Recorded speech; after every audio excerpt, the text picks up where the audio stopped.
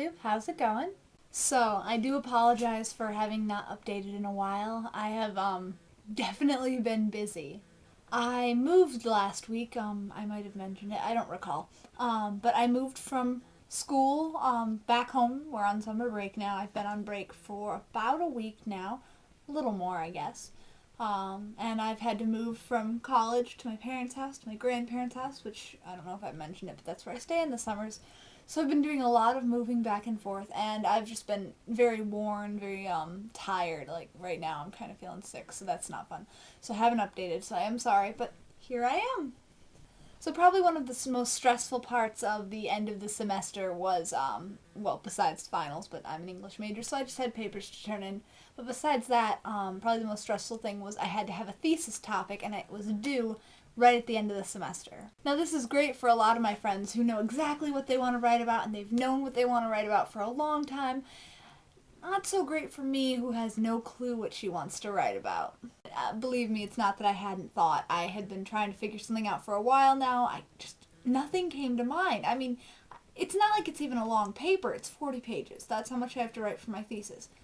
40 pages, I could write that out in a weekend if it didn't matter. But this is something that really does matter.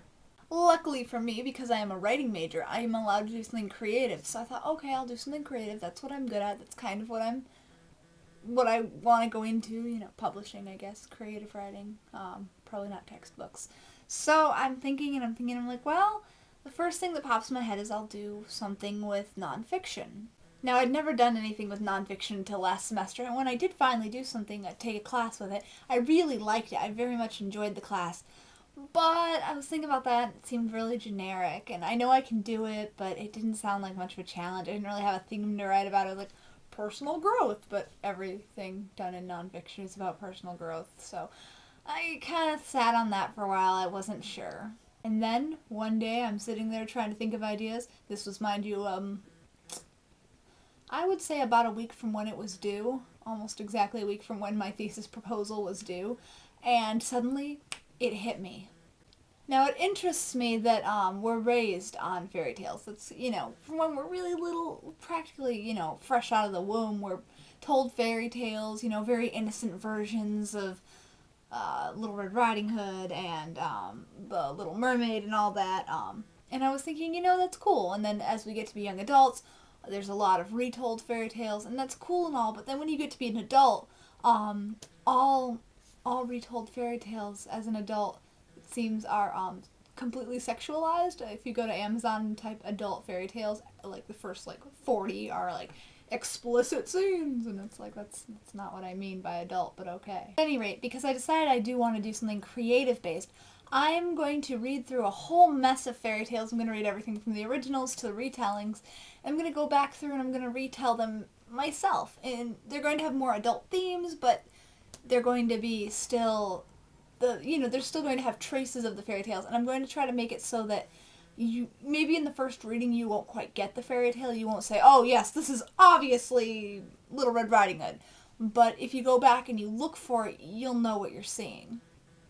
For example, I was, for my prospectus, my proposal, I was thinking maybe retelling Beauty and the Beast, except having having the female be the beast, and having a guy actually go over her, because it seems like in the fairy tale, the woman is beautiful, and she falls for the ugly man, and he becomes beautiful. But what about if the woman were beautiful? Wouldn't it be, or if the woman were ugly, wouldn't it be a lot more difficult?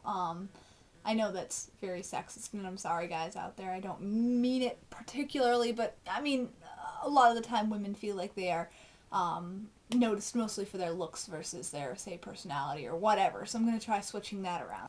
Another idea I was toying with was taking Little Red Riding Hood, a tale I have always really liked because I live so close to my grandparents, and when I was a little kid, I could walk through the woods to get there. We don't have wolves, but taking that tale and having it so there is no wolf. The wolf does not exist, but have the grandmother have some kind of degenerative mental disorder, not Alzheimer's, but something more, I don't want to say dementia, but something insanity, some kind of insanity where she acts like a wild animal, possibly like a wolf, tearing and biting, and I was thinking that would be an interesting twist. along with writing 40 pages, we also have to have a reading list. And the reading list is, the minimum is 5 books, and I looked at that paltry number and laughed.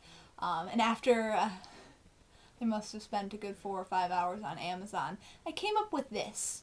I believe all except for 3 of these are for my summer reading list. 3 of them are just books. I mean, there's a couple in there that are just books that I want to read, but most of them, I believe 19 of them so far, are ones I've ordered on Amazon. These are the ones I've received thus far. And this is the pile of books I've already read. So we got this, and we've got a ways to go. I couldn't resist! They were all so shiny, and they were books, and I love books, and so I bought them all, and now there's a whole mess of them.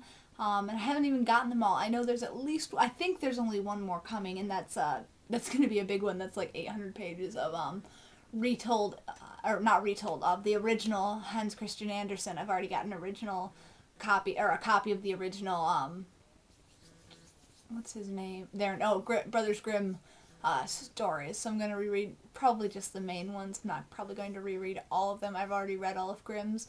I might read all of Hans Christian Andersen, but we'll see, right? So yeah, well, on days when I'm not busy, I'm going to try to get through a book a day. Thus far, I did a book today. Actually, there's that, and I've also got another book downstairs, which is a compilation of 3 books, and that's what I'm working on right now, and I got through the first of those today. I'm trying to get through all of my non-required reading first, so I'm reading, I read The Time Machine, for example. Those are ones that, they're not required, they're not something that I need to read for my thesis, they're books I want to read. Mind you, I want to read the books for my thesis too, but I'm trying to get through the ones that are non-required, and then go ahead and go through the required thesis readings. So I feel like I've got a lot of reading to do this summer, hopefully a book a day. On days when I'm not busy. Maybe on days when I work, I'll probably lessen. But a lot of those books, I get them, and I open them, and they're like, I don't know, online I guess they looked bigger. Most of them, a lot of them are like 200 pages, and big font. So it kind of shows how they're really meant for younger readers, and it should be an interesting project at any rate. My name is Keps, and I approve this message.